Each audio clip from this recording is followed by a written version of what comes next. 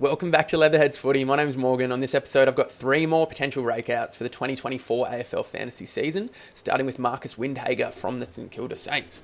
Now, he's currently sitting at 8% ownership, and he's a defender midfielder. I think that defender status is what's bumping his ownership up a little bit. He's coming in priced at $570,000, which has him priced as an average of 63. Now, the room for growth with Marcus comes with his start to the season, where his first 5 or so games, he was a little bit in and out of the side. He had 3 games starting as a sub, and that means that his average time on ground is 69%. Lol. He attended 18% centre bounces for the year on average, which was actually down from 24% in his debut season. He's coming into his 3rd year now, and I think, 3rd pre-season, 2nd full pre-season after being managed a little bit in his 1st year, there's a lot of potential. The thing that his breakout will come down to is position. I think he is in the best 22. The reason for that is, as I mentioned, indifferent start to the year, first couple of games. Then he went back to the VFL and he dominated in the VFL. So he had a score of 98, 157, which is massive, and he kicked 3 goals in that game, 91 and 120. After that, he came back into the AFL team and he averaged 74. It was interesting though, because it wasn't necessarily coming back in one position, and it seems like Ross Lyon likes him, but he's just trying to find him a position in the team. And I think it ended up coming to his advantage a little bit because it showed his versatility. When he first came into the team, he was playing sort of a mixture of on-ball, maybe a little bit of half forward. So he was playing the 70 to 80% time on ground, but he was getting like 35% maybe time in the centre bounces. And then later in the year, where his biggest scores came, he actually switched to halfback, and he provided a lot of run-off halfback.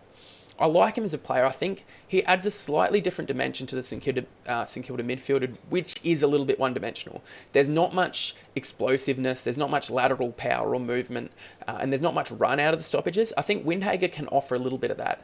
St Kilda obviously looked to address that, bringing in Paddy Dow. And I think he's probably the only one who's a threat to Windhager's spot. There were quite a few, I guess you could call them aggressive delistings from St Kilda, and I think that Windhager will be in the best 22. I think Ross Lyon showed that he wants him in the team. It'll just depend what position he plays. This is where I think the decision comes down to. If he's in that midfield rotation, which I really think he should be, I think he potentially comes in as the 4th rotation, especially with Gresham moving to Essendon in the off-season. I think that there's that 4th mid spot, which generally it was Crouch, Steele, Ross, and a 4th guy kind of floated between heaps of different options. So Windhager got a little bit of a run in there. Philippou got a run towards the end of the year. Gresham got a run in there. Bytel, but I really think that Windhager is the best option for that 4th mid-rotation and could even push ahead of someone like Seb Ross, who I think Steele and Crouch are locked in there, but Ross maybe not quite as secure. He's 30 years old now. If Windhager gets that spot, I think particularly with his experience playing off half-back, he showed he's getting really good at floating into space for those little uncontested marks, and St Kilda do like to chip the ball around. He also showed like the willingness to run off half-back, get handball receives, and he uses the footy really well. His disposal efficiency was really high, and that's with handballs coming out of the stoppage, but that's also running off half-back. He kicks the ball well, and he makes good decisions. So I was actually really impressed with him. I think his position on halfback potentially and in the midfield is threatened by Paddy Dow, as I mentioned before. Also, maybe Riley Bonner coming over from Port Adelaide. But really, I think Windhager's, I think he's a better player than Riley Bonner. We'll just have to see how Paddy Dow settles in a pre-season, because Dow was a high draft pick, I think pick 3 back in 2017. So obviously they've got him in for a reason, and it'll be interesting to see what impact Ross Lyon can have on his career. The average of 63 is a little bit challenging. I think if he plays that midfield spot, he will put 15 to 20 points on that quite comfortably. Running off half-back, it might be a little bit harder, but for me, it's a watch and see. It's a really tricky one, especially with defenders having quite a few options floating through. I'll highlight another one soon, but there is real room for growth. Another preseason under his belt as a young player, as well as low scores. So he had a 15, a 16, a 20, a 38, and a 42. That's included in his average. So his bottom 5 scores had an average of 26 points. And I think if he just plays full games, that's all that's required of him, his average will bump at least 10 points, and then it's up to that natural progression and maybe getting more midfield opportunity to get maybe that 15-point bump or even 20-point bump that you're looking for one of these breakouts. But I think quite impressive, and it looks like he's settling into the team quite nicely. Moving on. Next one, we've got Reuben Ginbey. This is another one of the requests. So Windhager and Ginbey, they're not necessarily guys that I've highlighted, but I had a comment on the part 1 breakout video asking me to have a look at them. So I've had a pretty close look, and yeah, these are my opinions on those two guys. So Ginbey, yeah, a little bit differently, kind of a reverse season actually to Windhager. He started in the midfield and started really well. He's a first-year player. He was taken pick 7, I think. So he came in with a ready-made body, really strong frame, and like a real in and under contested player. He's really strong at ground balls, and he's good at getting a handball out. He actually is quite a nice kick as well, but he's not necessarily that good at reading when to get into space for those uncontested possessions, and that showed towards the end of the year. For me, I think he's a really good option. He's shown that he can match the physicality, and he's also the future of this Eagles midfield in a like really, really rebuilding team.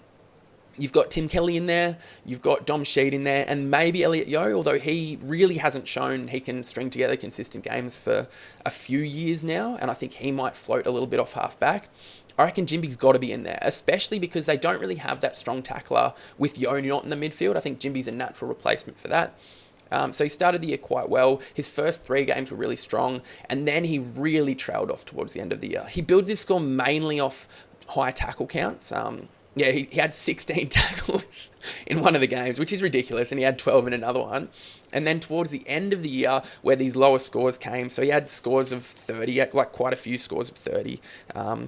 He actually had a 15, 24. They were both injury and sub-affected, and then 34, 43, 48. So his bottom 5 games, an average of 33. A little bit like Windhager, if he just plays full games for the whole season, he'll bump his average up naturally. And also if he plays a fullish season as an inside midfielder, which I think he's got the capability to do, and I think it's in the Eagles' best interest for him to play there, I really think that he can bump his average up towards 75, which is all you're really asking for him, like a 75, 77, especially maybe pre-buy. He could average around that 75, 70, 80-ish, which is all you'd really need, and then you can jump off him around the buys. The only thing is West Coast struggling team. The other thing that dipped his score, and this is something to look out for, is he was moved to sort of half-back wing.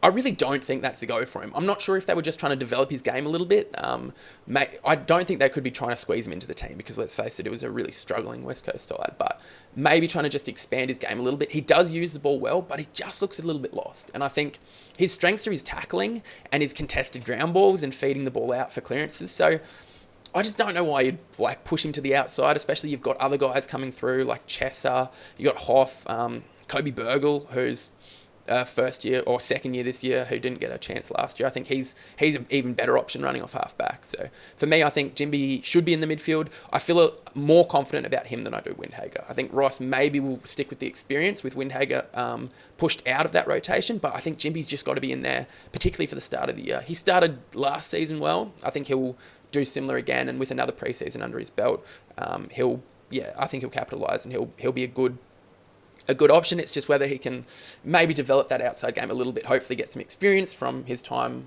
at half-back and on the wing.